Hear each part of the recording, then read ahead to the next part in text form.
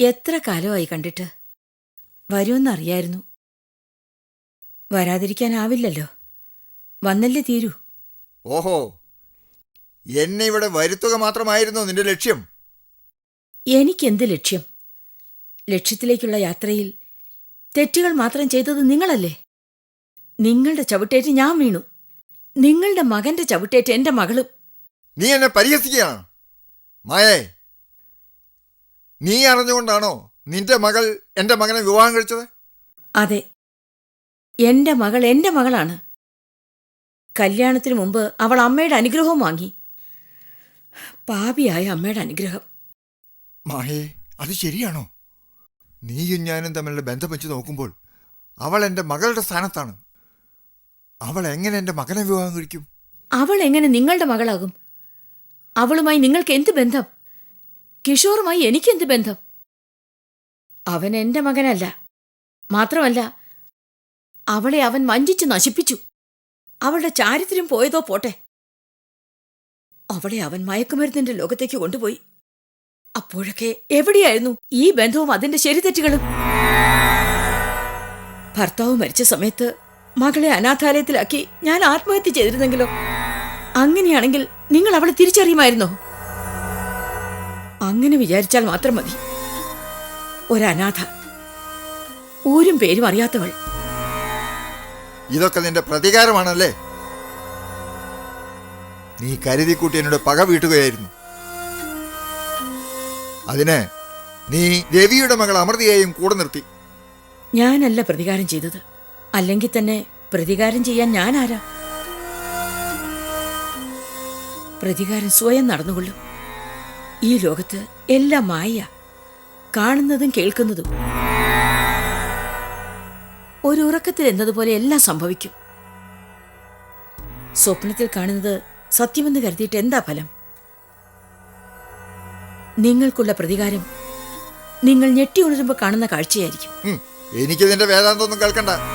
എന്തൊക്കെ പറഞ്ഞാലും ഞാൻ വിളിച്ചിരുന്നിടത്ത് പട്ടിയെപ്പോലെ വന്നിരുന്ന ഒരുത്തിയാണല്ലോ നീ. വന്നിരുന്നു. അത് പട്ടിക്ക് ആഹാരം കിട്ടുമെന്ന പ്രതീക്ഷ കൊണ്ട് മാത്രമായിരുന്നില്ല. ഞാൻ നിങ്ങളെ വിശ്വസിച്ചിരുന്നു, സ്നേഹിച്ചിരുന്നു. നിങ്ങൾ കാണിച്ച സ്നേഹം യഥാർത്ഥമാണെന്ന് തെറ്റിദ്ധരിച്ചിരുന്നു. അത് കളവും വഞ്ചനയുമാണെന്ന് തിരിച്ചറിഞ്ഞപ്പോഴേക്കും എത്രയോ വൈകിപ്പോയി. അത് സാരമില്ല. ഏതായാലും നമ്മൾ വീണ്ടും ഒരു കുടുംബമായല്ലോ. നിങ്ങൾ എന്നെ നശിപ്പിച്ചു, നിങ്ങളുടെ മകൻ എന്റെ മകളെയും. അവൻ ആ തെറ്റ് തിരുത്താൻ ശ്രമിക്കുമ്പോ അതിനെ എതിർക്കാൻ നോക്കണ്ട.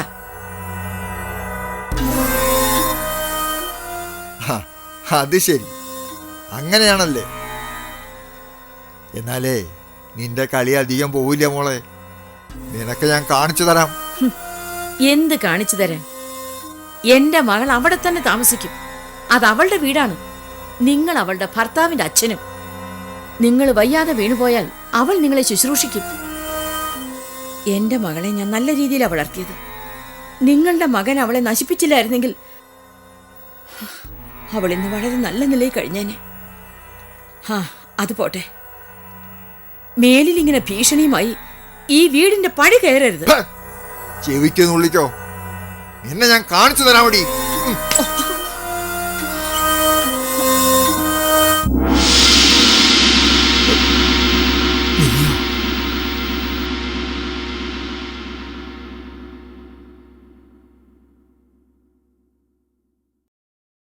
അച്ഛൻ എന്നെ പ്രതീക്ഷിച്ചില്ലല്ലേ? എനിക്കറിയാമായിരുന്നു അച്ഛൻ ഇങ്ങോട്ട് തന്നെ വരുമെന്ന്. നന്ദു, നീ ആവശ്യമില്ലാത്ത കാര്യത്തിൽ ഇടപെടണ്ട. അച്ഛൻ്റെയും ചേട്ടൻ്റെയും അവിഹിത ബന്ധങ്ങൾ ഇടപെടേണ്ട ആവശ്യം എനിക്കില്ല, റൈറ്റ്? പക്ഷേ ഇത് വെറും അഡൾട്ടറി മാത്രമല്ലല്ലോ, എൻ്റെ ജീവൻ മരണ പ്രശ്നമായിപ്പോയില്ലേ? എൻ്റെ ബുദ്ധി കൊണ്ട് ഞാൻ പണിതുയർത്തുന്ന നെറ്റ്വർക്ക് തകർക്കാൻ ഞാൻ ആരെയും സമ്മതിക്കില്ല. അത് അച്ഛനാണെങ്കിൽ പോലും.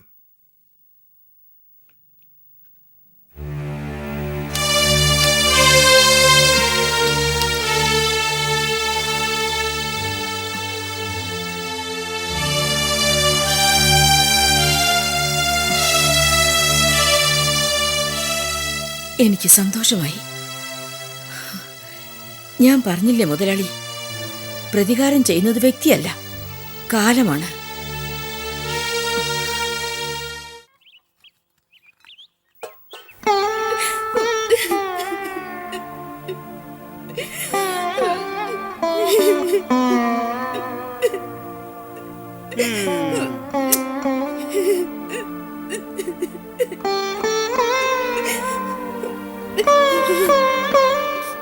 മോളെ വനജേ, ഏത് നേരവും ഇങ്ങനെ മുറിക്കകത്ത് അടച്ചു പൂട്ടിക്കിടന്ന് കരഞ്ഞുകൊണ്ട് വല്ല പ്രയോജനമുണ്ടോ?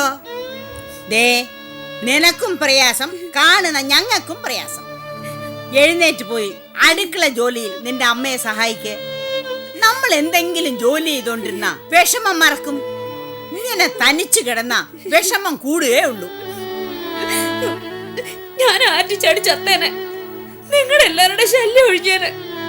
പക്ഷെ ആ സമയത്ത് നിങ്ങൾ എല്ലാരും കൂടെ വന്നു എന്നെ പിടിച്ചു വലിച്ചോണ്ട് വന്നു. എന്നിട്ടിപ്പം അവിടെ ഇവിടെ നിന്ന് കുത്തുവാക്ക് പറഞ്ഞു എന്നെ എന്റെ മോനെ വേദനിപ്പിക്കുന്നു. ഈ വീട്ടില് ഏറ്റവും അധികം കുത്തുവാക്ക് പറഞ്ഞിട്ടുള്ളൂ നീയാ. ഗൾഫുകാരൻ ഭർത്താവിനെ പൊക്കിപ്പിടിച്ച് നീ വിഷ്ണുവിനെ എപ്പോഴും താഴ്ത്തി കെട്ടിയിട്ടേ ഉള്ളൂ. സത്യം പറയാമല്ലോ, എന്റെ വിവരദോഷം കൊണ്ട് ആ സമയത്തൊക്കെ നിന്റെ സൈഡ് പിടിച്ച് ഞാനും എന്റെ മോനെ ഒരുപാട് പുച്ഛിച്ചിട്ടുണ്ട്. സരസമ്മേ, നീ ഇങ്ങനെ വിഴുപ്പലക്കി നാറ്റിക്കാതെ. നീ പറയുന്നത് ശരിയാ. ഇവള് ഒരുപാട് അഹങ്കരിച്ചു. ഈ വീട്ടില് വലിയ പണക്കാരി അവളാണെന്ന് ഭാവിച്ചു. ചെറിയ പ്രായമല്ലേ, സുനിലിന്റെ പുറംപൂച്ചും വർത്തമാനവും ഒക്കെ സത്യമാണെന്ന് അവള് വിശ്വസിച്ചു. പക്ഷേ ഇപ്പൊ അവൾ അടിപെട്ട് കിടക്കുകയാണ്. അടിപെട്ട് കിടക്കുന്നവര് അവർ സ്വന്തം മക്കളാണെങ്കിലും പിന്നെയും പിന്നെയും ചവിട്ടരുത്. പെറ്റ തള്ളയുടെ തഴുകലും തലോടലും ഇപ്പോഴാണ് അവൾക്ക് ആവശ്യം. സുനിച്ചേട്ടനെ ഞാൻ എങ്ങനെ വിശ്വസിക്കാതിരിക്കും അമ്മൂമ്മ? അമ്മൂമ്മയ്ക്ക് അറിയാമോ, നമ്മൾ ആരും അറിയാതെ സുനിച്ചേട്ടൻ വിനീതയുടെ കല്യാണത്തിന് പോയില്ലേ? കഴുത്തേ കിടന്ന 4 പവന്റെ സ്വർണ്ണമാലയാ സമ്മാനമായി വിനീതയ്ക്ക് കൊടുത്തത്. ഞാനതറിഞ്ഞതു സുനിച്ചേട്ടൻ ഓട്ടോ മറിഞ്ഞ് ആശുപത്രി കിടന്നപ്പോഴാ വിനീത തന്നെ എന്നോടത് പറഞ്ഞത്. അത്രയും വലിയ മനസ്സുള്ള സുനിച്ചേട്ടൻ കള്ളം കാണിക്കുമെന്ന് ഞാൻ എങ്ങനെ സംശയിക്കും? അമ്മൂമ്മ പറ. മോളെ, പാത്രം അറിഞ്ഞ് ദാനം ചെയ്യുന്നവനാണ് മാന്യൻ. വാരിക്കോരി ദാനം കൊടുത്ത് ദൂർത്ത് കാണിക്കുന്നവനെ സൂക്ഷിക്കണം. ചിലപ്പോ അവൻ ഭയങ്കര കള്ളനായിരിക്കും. സുനില് 4 പവന്റെ മാല ആർക്കു കൊടുത്തെന്നാ പറഞ്ഞത്? ഒന്നുകൂടെ കേക്കട്ടെ. കൊച്ചേട്ടൻ എന്തിനാ പെണ്ണുങ്ങൾ സംസാരിക്കുന്നിടത്ത് വന്ന് നിൽക്കുന്നത്? ഞങ്ങളൊന്ന് പറയും, കൊച്ചേട്ടൻ മറ്റൊന്ന് ധരിക്കും. എന്നിട്ട് അവസാനം ആവശ്യമില്ലാതെ അതേ പിടിച്ച് മേപ്പോട്ട് കയറും. വയസ്സായെന്ന് വെച്ച് എനിക്ക് കേൾവിക്കുറവൊന്നുമില്ല. എന്റെ മോൻ സുനിലിന്റെ പേര് കേട്ടത് കൊണ്ടാ ഞാൻ ശ്രദ്ധിച്ചത്. അവൻ ആർക്കോ 6 പവന്റെ മാല കൊടുത്തു എന്നാ ഞാൻ കേട്ടത്. 6 പവനല്ല അമ്മാവ, 4 പവൻ. 4 അവൻ ഏതു പെണ്ണിനാ അത് കൊടുത്തത്? ആ പേര് നീ ഒന്നുകൂടെ പറഞ്ഞേ. വിനീതയ്ക്ക്. അവൾ ആ ഓട്ടോക്കാരൻ മുരളിയെ കല്യാണം കഴിക്കുന്നതിന് സുനിച്ചേട്ടൻ വലിയ സപ്പോർട്ടായിരുന്നു. കല്യാണ സമയത്താ കഴുത്തി കിടന്ന മാല ഒരു കൊടുത്തത്. മോളെ സിന്ധു, നീ പെട്ടെന്ന് ഇങ്ങോട്ടൊന്ന് വന്നേ. വേഗം വാ, അച്ഛനൊരു കാര്യം പറയട്ടെ. എന്താച്ചാ? ഞാൻ പാത്രം കഴുകിക്കൊണ്ടിരിക്കുക. എന്താന്ന് വെച്ചാ വേഗം പറഞ്ഞേ. പാത്രം തേക്കണ്ടെന്ന് ഞാൻ സിന്ധുവിനോട് പറഞ്ഞതല്ലേ. ഊണ് കഴിഞ്ഞ് എല്ലാം കൂടെ ഞാൻ കഴുകിക്കോളാം. നീ ഇങ്ങനെ അടുക്കളപ്പണിയൊന്നും ചെയ്യണ്ട. ഷോ, പിന്നെ ഇതെല്ലാം കൂടെ ചേർത്ത് കൊച്ചാട്ടനോട് കണക്ക് പറയും. സരസമ്മേ, നീ വിഷയം മാറ്റണ്ട. സിന്ധു മോളെ, നീ അറിഞ്ഞോ സംഗതി? എന്തുവാ? നിന്റെ ചേട്ടൻ കഴുത്തിൽ കിടന്ന 4 പവന്റെ മാല ഊരി വിനീതയ്ക്ക് കൊടുത്തത്. അത് സുനിക്കൊച്ചേട്ടന്റെ ഇഷ്ടം, എനിക്കെന്താ? സ്വന്തം പെങ്ങൾക്കും ഭാര്യയ്ക്കും കൊടുക്കാതെ ഭാര്യയുടെ അനുജത്തിക്ക് കൊടുത്തിരിക്കുന്നു. നിന്റെ അനുജത്തി വിനീത ആള് ചില്ലറക്കാരി അല്ലല്ലോ. എടാ രാമകൃഷ്ണ, നീ എന്താ പറഞ്ഞതിന്റെ അർത്ഥം? ഞങ്ങൾക്കാർക്കും മനസ്സിലായില്ലെന്നാണോ വിചാരം? അവള് ഈ വീട്ടിൽ നിന്ന് ഇറങ്ങിപ്പോയി. ആ കൊച്ചൻ നമ്മുടെ ജാതിയല്ല എന്ന് വെച്ച് അവളെ കുറിച്ച് അനാവശ്യം പറഞ്ഞാലുണ്ടല്ലോ നിന്നെ. പറയുന്നതാണോ തെറ്റ്? എനിക്കെങ്ങനെ സങ്കടം വരാതിരിക്കും? എന്റെ മോക്ക് അവൻ ഇന്ന് വരെ 1 പവന്റെ സ്വർണ്ണം കൊടുത്തിട്ടില്ല. അച്ഛൻ എന്തിനാ കള്ളം പറയുന്നത്? കൊച്ചേട്ടൻ ആദ്യം ഗൾഫിൽ നിന്ന് വന്നപ്പം എനിക്ക് 2 പവന്റെ ഒരു മാല കൊണ്ട് തന്നില്ലേ? അച്ഛൻ ആദ്യം അതെടുത്ത് പണയം വെച്ചു, പിന്നെ വിറ്റു. എന്നിട്ടിപ്പോ എനിക്കറിയാം, അവൻ കൊച്ചാട്ടന് അത്യാവശ്യം പണം അയച്ചു തന്നിട്ടുണ്ട്. കുറഞ്ഞത് മാസം 1000 രൂപ. അത് പണ്ട് 5-6 മാസം അയച്ചു തന്നു, പിന്നെ അതങ്ങ് നിന്നു. പിന്നെ അത് കഴിഞ്ഞ് അയപ്പൊക്കെ ഇങ്ങോട്ട് മാത്രമായിരുന്നല്ലോ. അയച്ചൊന്ന് കുന്തം. അതുകൊണ്ടാ എന്റെ മോളും അവിടെ മോനും ഇവിടെ അനാഥരെ പോലെ കഴിഞ്ഞു കൂടുന്നത്. ദേ, ഇപ്പൊ വനജയും അപ്പുമോനും അനാഥരല്ല. നീ ഇങ്ങനെ ശകാരിച്ചും കുത്തുവാക്ക് പറഞ്ഞും അവരെ അനാഥരാക്കാതിരുന്നാ മതി. മാറ അങ്ങോട്ട്.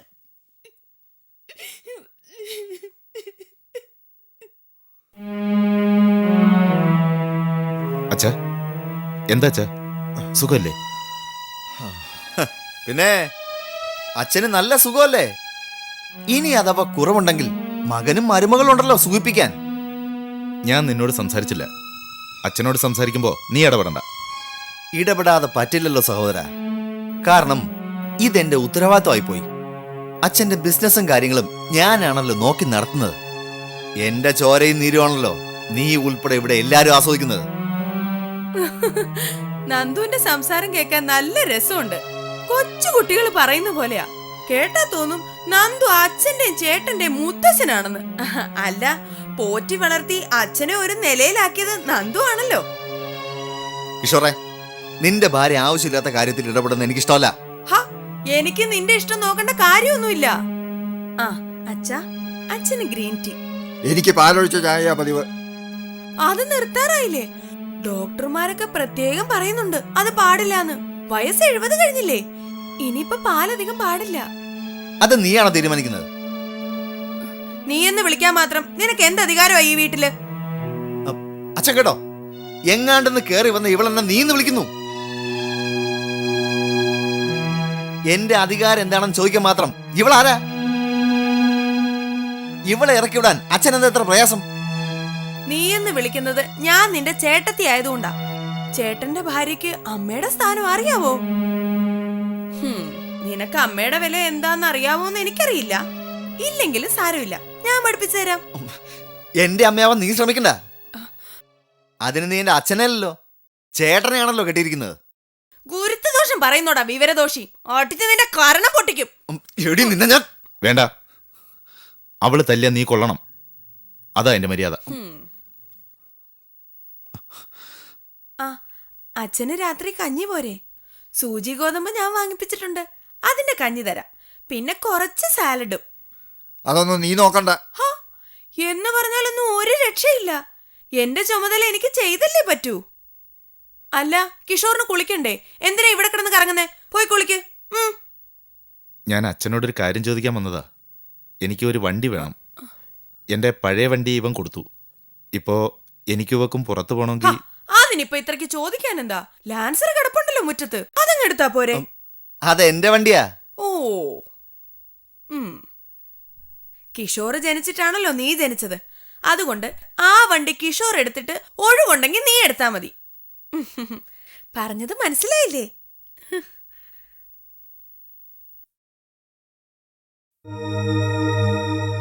ഇതിപ്പോ എവിടെ ചെന്ന് അവസാനിക്കും?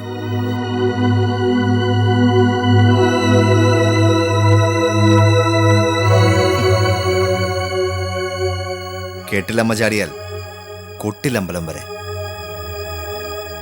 ഞാൻ കാണിച്ചു കൊടുക്കാം.